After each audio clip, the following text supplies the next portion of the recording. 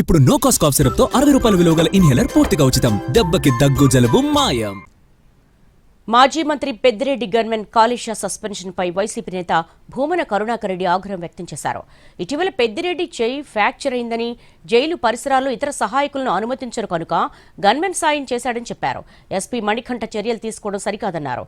ఈ వ్యవహారాన్ని తప్పుపట్టాల్సిన అవసరం లేదన్నారు మంత్రి అనిత. గన్మెన్ వ్యక్తిగత భద్రత కోసం ఇస్తారని, వారిని అటెండర్లా వాడుకోవడాన్ని తప్పుపట్టారు. రామచంద్రారెడ్డి గారు తను అనుకుంటే 10 మంది సహాయకుల్ని పెట్టుకోగలిగేటువంటి వ్యక్తి ఆయన.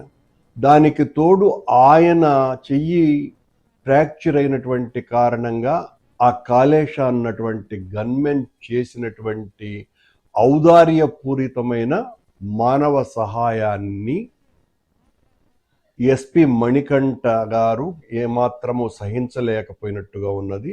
తనని 3 నెలల పాటు సస్పెండ్ చేయటం జరిగింది.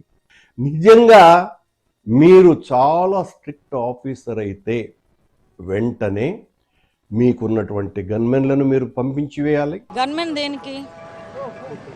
మనకి సెక్యూరిటీ గురించి. ఎవరైనా గబుక్మన్ వచ్చినా, ఎవరైనా అటాక్ చేయాలనుకున్నా, అటాక్ చేసే పరిస్థితులు ఉన్నా కూడా గన్మెన్ అన్న వాళ్ళు అలర్ట్గా ఉండాలి. ఏదో అటెండర్ చేతిలో పెట్టినట్టుగా తీసుకొచ్చి మొత్తం అంతా చేతిలో పెడితే రేపు పొద్దున్న అదే పెద్దిరెడ్డి మీద ఎవరైనా అటాక్ చేసే పరిస్థితి వస్తే వీళ్ళు దాన్ని ఎలాగ రిస్క్ చేయగలరు?